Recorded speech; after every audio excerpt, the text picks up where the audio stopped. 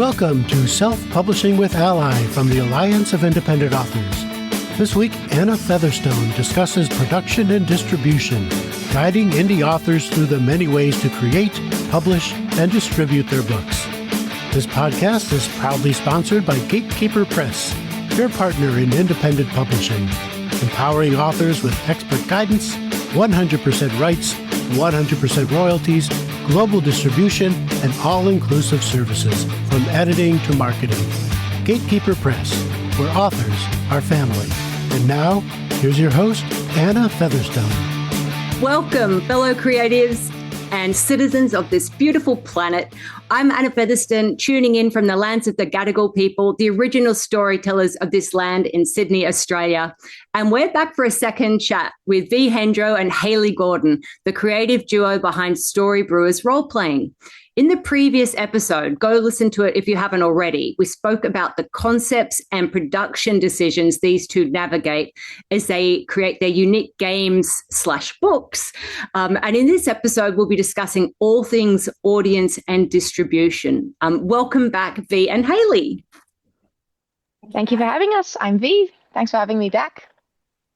And I'm Hayley, and I'm very glad to return. You were brought back. We love that. Okay, so for listeners who might not have heard the earlier episode, can you give us the very quickest summary of what it is that you do? So we are the creatives behind Story Brewers Role-Playing, and we make tabletop role-playing games and storytelling games of all kinds.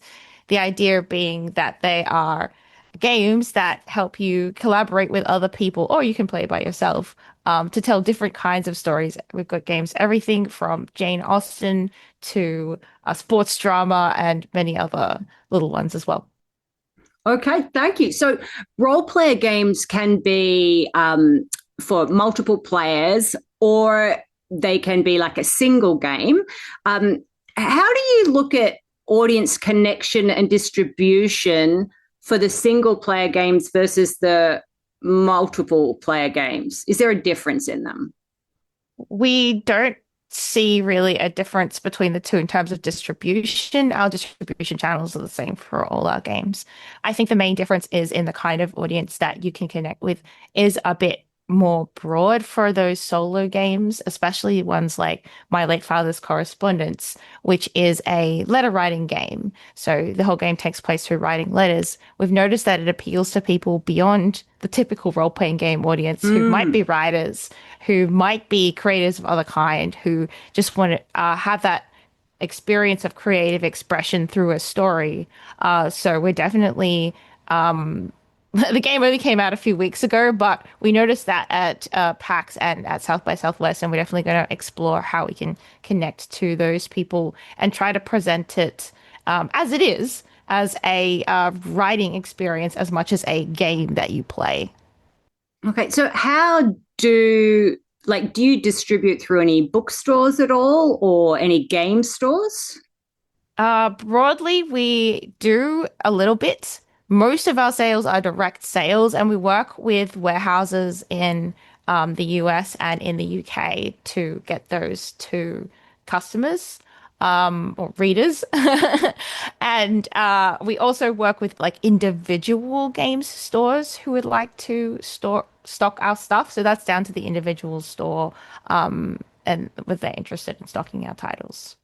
Okay, so we'll talk about Kickstarter in a minute, but so you've got players and readers around the world. So you mentioned just then your global distribution. So can you run us through like your direct sales, your fulfillment partners, or specific platforms that you use to get your games out there? Yeah, we try as much as possible to direct people to our website for those direct sales. And obviously there's conventions like the one that you met us at where we can sell to people face to face as well. And then if people buy from us online, like I said, we work with partners to handle that distribution. They don't sell the game. They're just there to get the physical copies to people. And for us, that is the predominant method that we use to sell our games. We're quite lucky in the role-playing game space to be in a niche. So if you're looking for a Regency game in role playing, there aren't that many options that are more well known than our games. So a lot of people, they're interested and they might come and check out what we do, and it's for us to put our best foot forward through our website and or at conventions and show people what the game is about. Other platforms we do use a little bit. There is one that's specific to games called itch.io, and our games are available there in PDF form. And as I mentioned, we do work with individual game stores, and genuinely, like, that's about it. As far as actual platforms where you can get our game, we really, really try to keep it centralized to our own channels as much as possible so we can have that direct customer communication and customer contact. Yeah. And so you've got stock sitting in warehouses around the world. Yes, we do. Yeah. Okay. So, and obviously, did you set that up as part of your Kickstarter originally? Like you needed that in place, or you did that after? Yes. Well, specifically what happened was when we went to Kickstarter for our the Jane Austen role-playing game, that did better than we had hoped, and it quickly became apparent that this was something we were going to need. So we didn't have it in place beforehand, but after the Kickstarter, we immediately realized that it was something that we needed to get onto pretty quickly. Okay. Yeah, exactly. So the spirit that we were talking about, where it was like, okay, we need to work this out now, so let's do that. Okay, so you've run a few Kickstarter campaigns now, but one of them attracted 2,677 backers. Is this the one that kind of launched you, or is this one that was down the track a bit? Yeah, that's definitely the one that we were very surprised. There's this Good Society was much bigger than we thought it was going to be, and then we're very fortunate in that regard. But I think it helped us understand how much we needed the crowdfunding as well. Like in our vertical, and when we think about using crowdfunding, it really helps us. One, like it is a bit of it's like a marketing tool where we're getting the word out there, and it's a chance for people to come and sort of celebrate that game. We have the idea of it as a pre-order as much about understanding, like, is this a good game idea? Are people attracted to it? And then also practically, it funds our first print run of that game, for the manufacturing costs, which aren't small. And as an indie outfit, it's not like we have that money laying around. So we genuinely use the crowdfunding period as a way to fund that. Yes. And so you kind of use it like authors as well, like the pre-orders help you see like what your first print run should be. Yeah, yeah. And I think also for us, it's helpful because a lot of those people who are coming in through the crowdfunding give us feedback as well that will change sort of as we're fine-tuning the final version of that game. There's always a little bit of a dialogue in there for us, which is great as well. Yeah. And as that like campaign took off, did you start going, oh my gosh, we should come up with something else to add on? Or had you done all that planning up front? Were you ready to go? Or were you like, oh my goodness, we need to create a new card, or we need to create a new something? Yeah, these days we do the planning up front. But in that one, which was one of our earlier ones, we definitely did. We planned a little bit. We had like the first part planned, and we were like, that'll be fine. It was not fine. So yeah, we definitely were scrambling in that one to be like, oh, what actually do we want to add to this that's really going to bring value to people? How can we expand this in a way that people will enjoy? And is Kickstarter now like a core tool platform that you use now as part of your overall strategy? Yes, Yeah, I don't. Yeah, sorry, you go, Vee. Yeah. Well, I was going to say yes, and I think it's like tabletop as a category in Kickstarter is like one of the biggest, or like games, because it's definitely a channel that tends to be quite good for games. And yeah, for us, we have baked it into our general like way we approach our game releases. And is most of your support on the platform from the US, the UK, or Australia? The vast majority is from the US. So that makes up, I'd say, about 70%. Okay. And like, what kind of things have you learned then about Kickstarter that other creators might be happy to know? Save them some drama. I think the main things that I've learned is like, one, it's very, very important time to put your best foot forward. For us, a Kickstarter isn't something that is an afterthought that you add when you're like ready to see if you can go to print. It is a whole project that we undertake that takes us quite a bit of time to create both the page, but also, think about how we're going to bring people to the page and have a marketing approach, which is the second thing that I think is important. It's not enough to just create the page and then hope that people will come. You need to outreach to people and try to get them in there. And the third thing that might be somewhat more specific to games, is that visuals are really, really important. Like even though it's hard to convey a story in a Kickstarter page in text, pictures do a lot in bringing people into the imaginative world of what you've created, I think. Yeah, Yeah, yeah, for sure. As a graphic designer, like it takes me like a month to put together that page, and get all the art for it and everything. And every year that standard seems to be going up because it's very influential, I think, in how many people are uh coming and backing your product. yeah.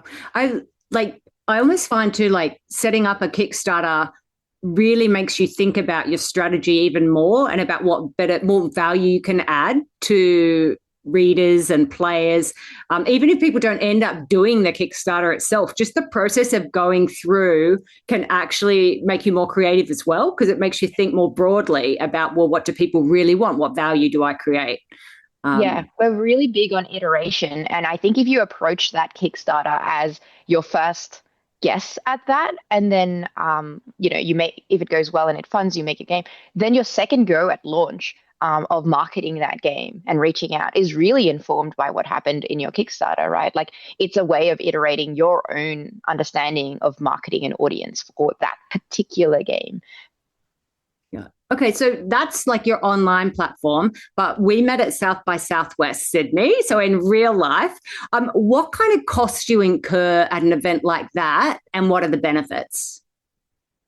South by Southwest is a bit of a more unusual one in that we live in Sydney, and because we got selected for the tabletop showcase, we didn't have a fee to appear at the convention, so we incurred almost no costs. I think like $20 for parking, which is very unusual. So for example, in games, the biggest convention we have is called PAX Australia, and that has a few $1,000s as a tabling fee to appear there. But it's definitely worth it for us with a convention of that size. The benefits are very much connecting with the audience that is interested in what you do, but don't know about you yet. So, an audience that's open-minded to your kind of thing. Um, I think that the more specific conventions tend to be much more useful for us. For example, we've tried like a general pop culture conventions, as opposed to like a convention which is about specifically tabletop games of all kind.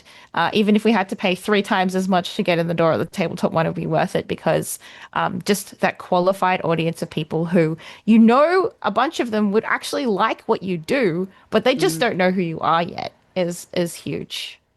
And have you traveled overseas for conferences or conventions?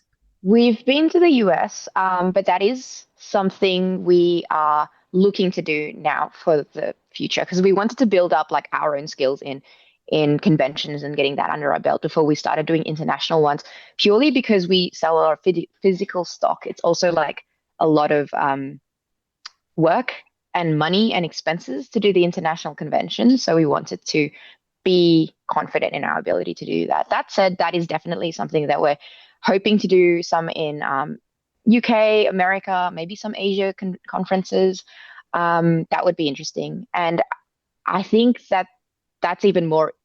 I think one other thing I was going to say that we get out of those appearances is being able to learn about how to market our game, like pitch to people, and see their real time reactions is very useful. And also I think they're just so inspiring. Like it really recharges our creative and inspiration batteries to keep going, to be attending those conventions and talking to everyone.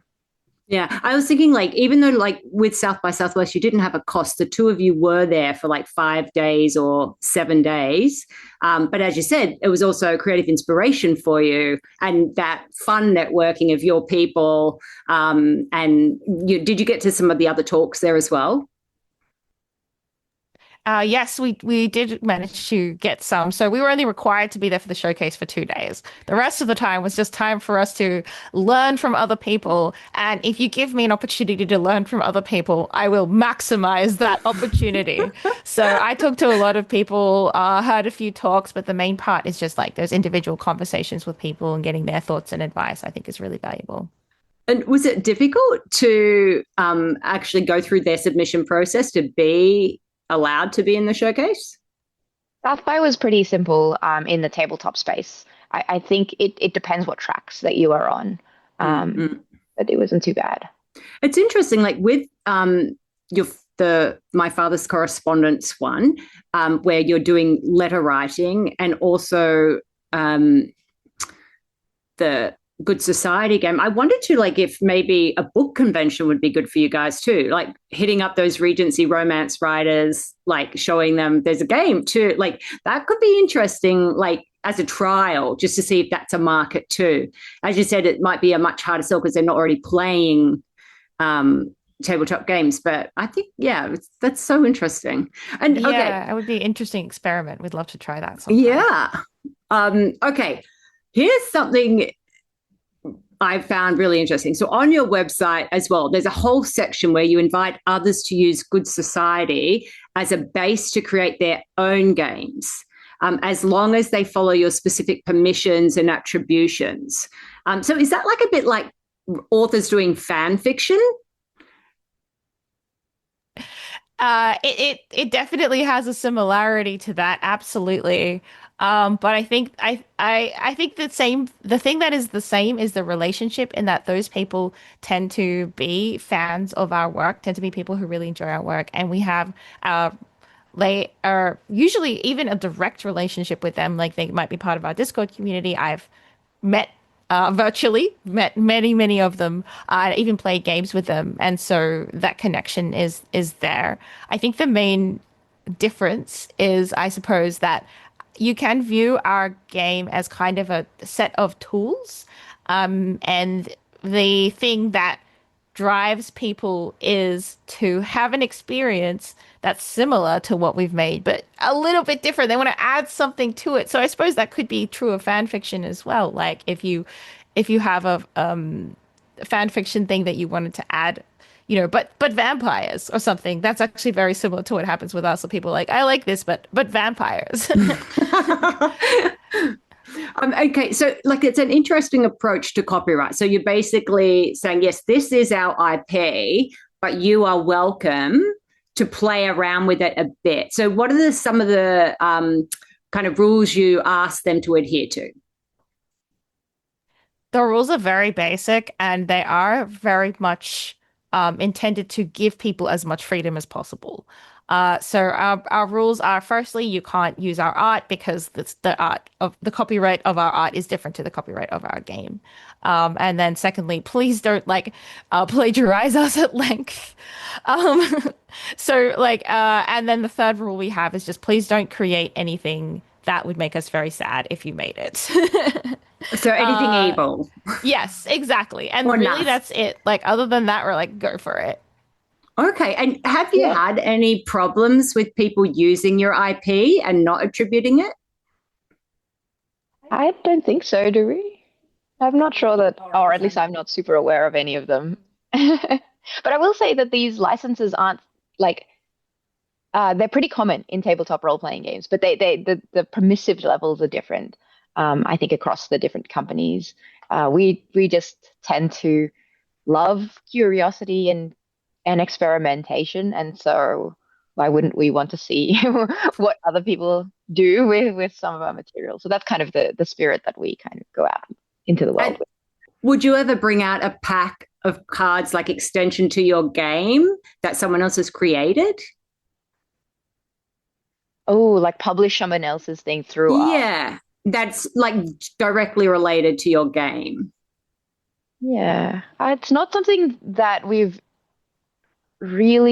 published a few, like two games that weren't done by us, but we're not like big into, I mean, we're just two people, so really Yeah. the amount of time we have in the year is dwindling. So Mm, we don't really have plans to do that on an ongoing basis at the moment, I would say. Yeah. yeah. But we Okay. do try to support that kind of thing through our like newsletter and through our communities. Like in our Discord community, one of the channels is just for folks who are hacking one of our games and getting advice, and we'll jump on there and play test with them or whatever it is. So we like to support it, but it's often they'll have their own channels, and it will point people to where they're selling that thing.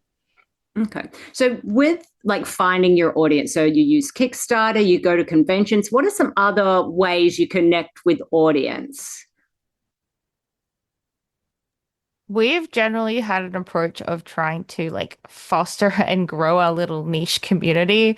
And that is like the major way we connect with our audience. So like basically when people come through our Kickstarter or through a convention or whatever, and they come to get to know our work, we want to keep in touch with those people over time. And when we release new works, we try to show them why they might be interested in those new works as well. And so, like, that has actually been the number one most important thing for us from a marketing perspective is just like keeping in touch with those people and helping them to see what new things we've created. Outside of that, honestly, we are not the best at like outreach to people who don't know anything about us outside of Kickstarter and conventions. We are really reliant on word of mouth to bring people into that community. We're lucky in that it often has. In the game space, like much like in the book space, there's reviews and things like that. But we've had a few, but we've had a reasonable number, but we've never actually done anything to cause those to happen. So if we see something happen, we just try to like jump on that thing. Like if we see, oh, there's been a big review, we're getting people who are interested, then we'll try to be like, oh, hello, people who are interested. Here's a really easy introduction to our work. Here's a way to ease into it. But yeah, Kickstarter and conventions definitely the main ones for reaching out to people who don't know Yeah. anything about us. I think we can stand to improve that outreach, but really because a lot of this is our own values. Like I think that authentic connection is something that Hayley and I both really, really like value as people. And so that's probably why that was the first thing that we built, is more that sense of like a Discord community or like people who follow us from Kickstarter to Kickstarter. We can see that and there's like a comment section. So it's really about meeting and growing that core group for us initially. Yeah. Yeah. And do you do any advertising at all? In the sense of like paid advertising. Yeah. Yeah. Very, very little. Like obviously it's something that we've done a little bit of I say obviously, we have done a little bit of it in the past. It's been fine sometimes it's not been great. I think that it's not a skill we've really developed yet. I imagine it's something we'll probably need to look into more in the future. But yeah, that's not been something that we've done hugely so far. Yeah. Have you got any of the games like in library book clubs? I think a few, yeah. Like again, those opportunities crop up, and we do usually in our Kickstarters have like a stretch goal that's like a certain number of copies that we do send around to libraries and to school groups or to whatever other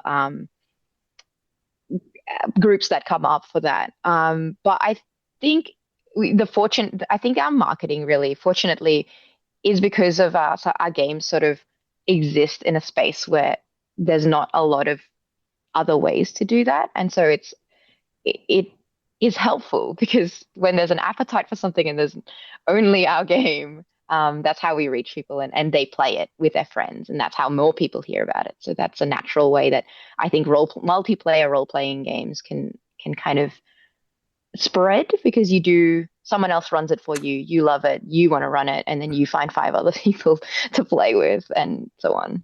Yeah.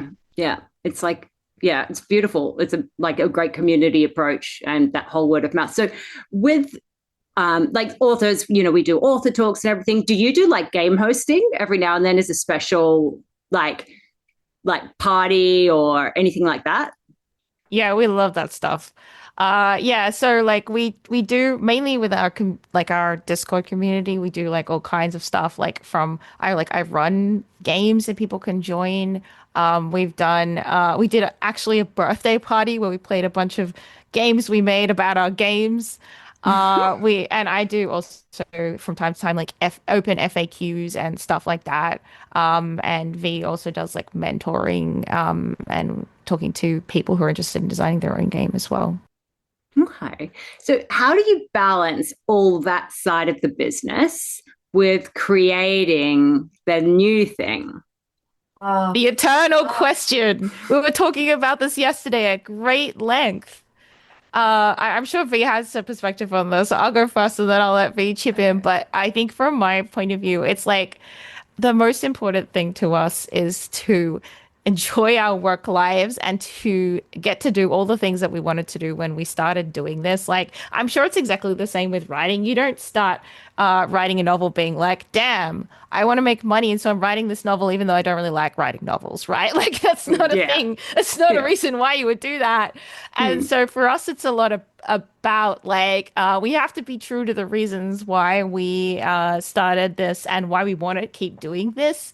And more than anything else, that's going to inform the balance. It's like we know we need to do some marketing, some business development, some talking to people. Well, I mean, I like talking to people, so that part's easy. But like, and we'll always be aware of that. But at the end of the day, we're going to have to do the thing we love to keep going. That's what motivates us and drives us. Yeah. The Venn diagram is like the things that you know and research to be good for your business is one circle. The other circle is like the thing that you have the appetite to actually do, the intrinsic motivation you have to do that. And it's like that section in the middle is like your strength. And I think you should lean into that because it's always going to be the easiest things for you to do. And what, you'll actually get some financial benefit about it. So that's what we try to grow that area from either end. Like, so we can research more ideas, more ways that we might make money. And then on the other hand, we're also, sometimes we talk about this, about like finding the thing you love, making yourself like more flexible, like enjoy something more. Like we've been talking about maybe doing more like short form reels, because that's a big thing nowadays. And it's not something we've traditionally done before. And we're not really like TikTok people at all. So there's a lot of learning there, right? Like that's not something I'm interested in. Is there anything in that space that is interesting to me, right? Like I have to think about myself and where I could grow. Okay, I find video editing interesting. So like, let's start from there or whatever it is.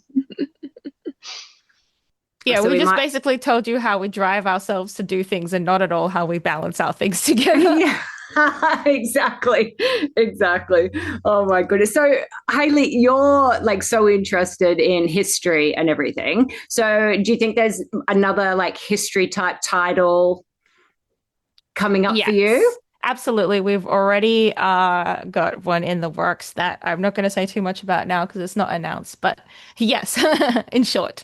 Oh, and we actually have another one that is semi-announced. There's a teaser for it in the back of My Late Father's Correspondence, which is the next one in that series. And that's actually set in 1860s Bega. So yes. In Bega, like yes, south Bega. Of Sydney. Yes, south of Sydney, Bega. We actually went down there for a research trip. We dug into the local archives. It was great. It was a great time.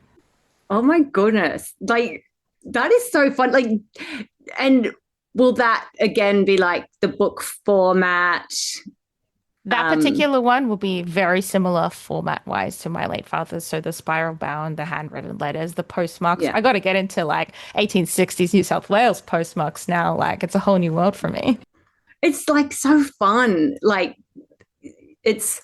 I'm sure all the authors listening out there, their minds are just like going boom, like, because it's exciting how you approach that creative and the research and then put it together in such a different format. Yeah, it's so fun. Okay, so what trends or innovations are you seeing in the tabletop publishing sector at the moment?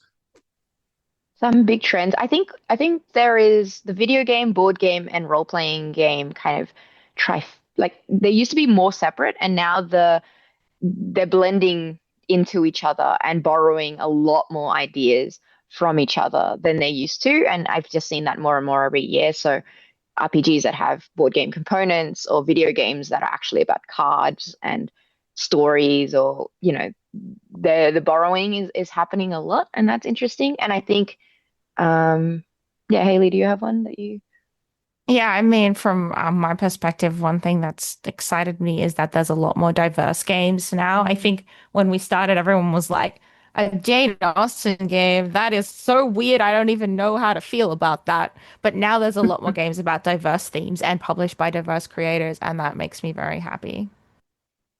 Yeah, it is wonderful to see. And that's what indie publishing allows, doesn't it? It allows us to do what we love and care about. And we don't need to wait for permission to do so from anyone else. And we're not told you can't have that in that book, or it can't look a certain way. There will be no audience for it. It's like you do what you love, and the audience and you come together, and then that's the magic, isn't it? 100%. Yeah, yeah. Yeah. I want to just head back briefly. We've got a tiny bit left, but what have you learned about distribution? How would you do distribution differently, or what were some mistakes you actually made? Like, how do you find partners? How do you save money? Where, shipping books, talk about that.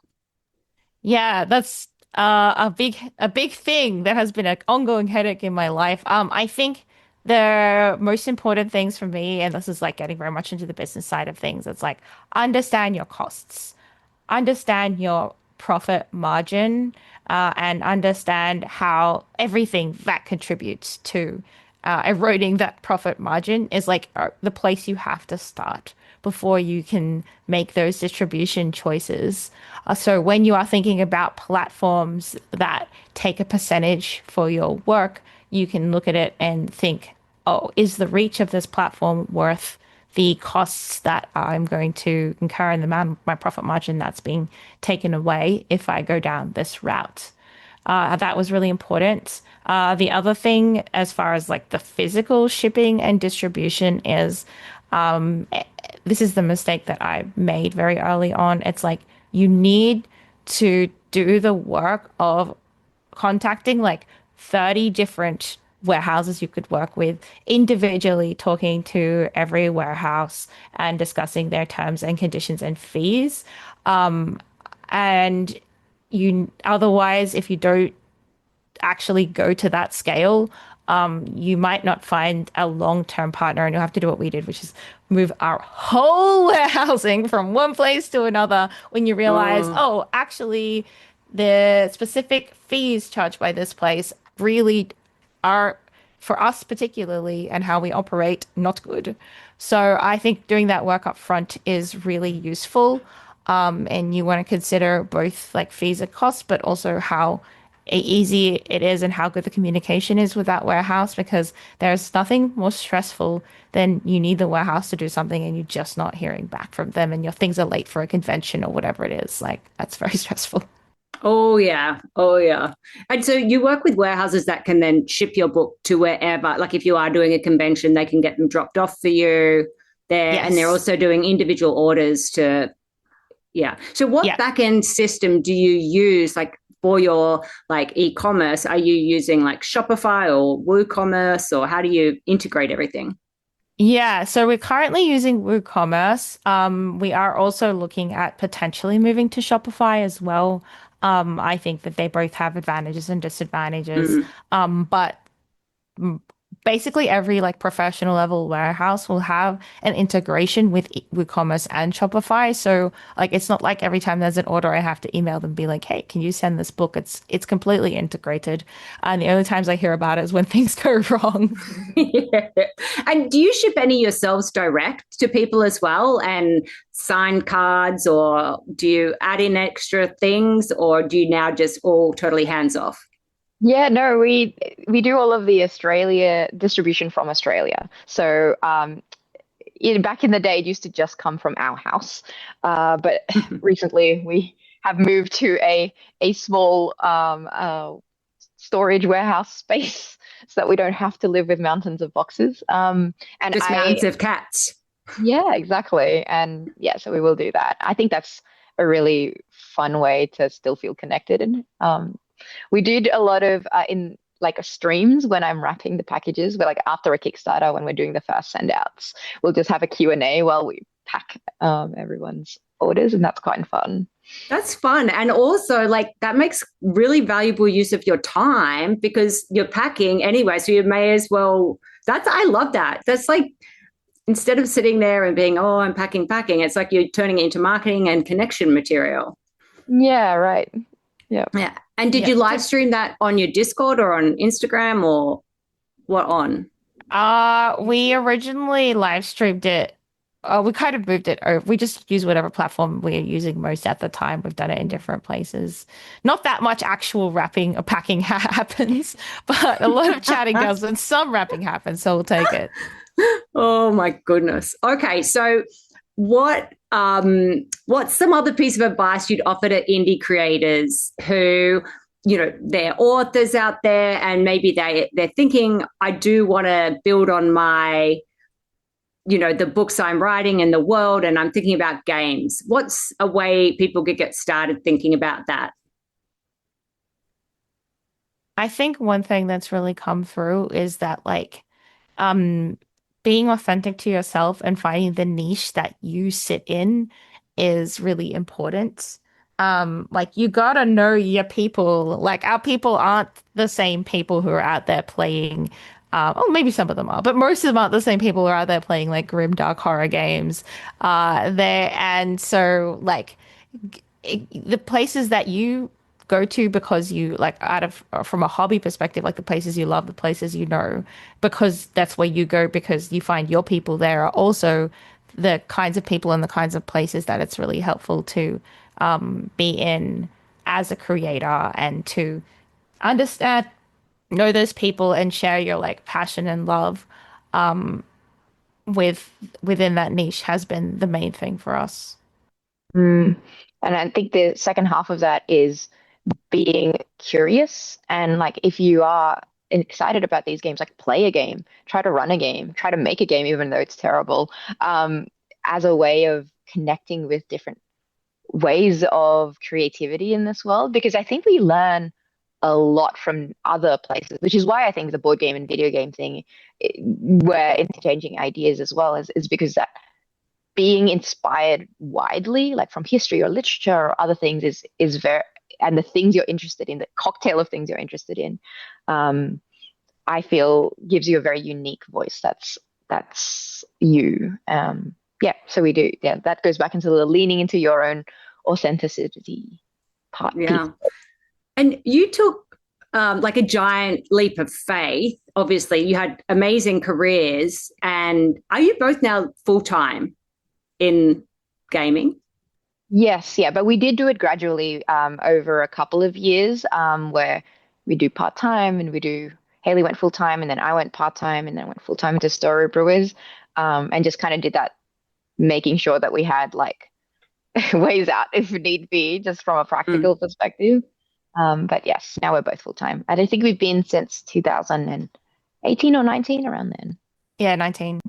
That's incredible. Like, congratulations, you two. Like, how fun that you're doing what you love and just following your heart and your creative.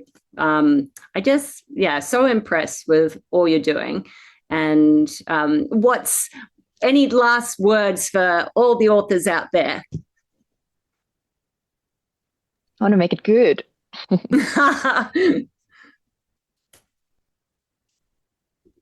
I guess try a role-playing game and see if you like it. Don't try D&D. Try a role-playing game that tells the kind of stories that you like and see if you like it, because you might have a bit of fun.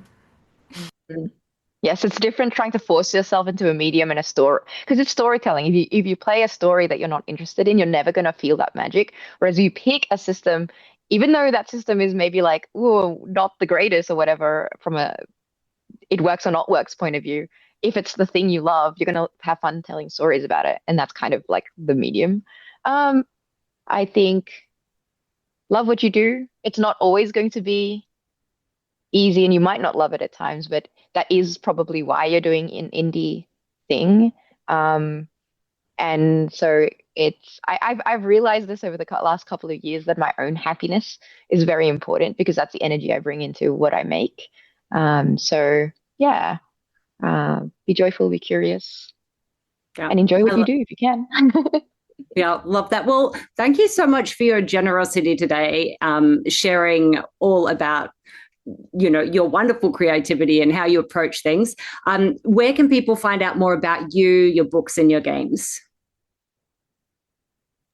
You can find out all about us on our website, which is storybrewersroleplaying.com, or if you just search Storybrewers Roleplaying, or if you search Good Society or Jane Austen RPG, are all ways that you will find us. Wonderful. Well, and we'll put everything in the show notes as well. So thank you so much, Vee and Hayley, again. And to all of you out there, thanks for being a part of this very special Ally podcast family. I'm Anna Featherstone, and until next time, here's wishing you lots of happy writing and publishing. Catch you next time.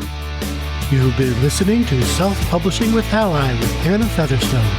This podcast is proudly sponsored by Gatekeeper Press, your partner in independent publishing, empowering authors with expert guidance, 100% rights, 100% royalties, global distribution, and all-inclusive services, from editing to marketing. Gatekeeper Press, where authors are family. And if you haven't already, we invite you to join our organization and become a self-publishing ally. You can do that at allianceindependentauthors.org.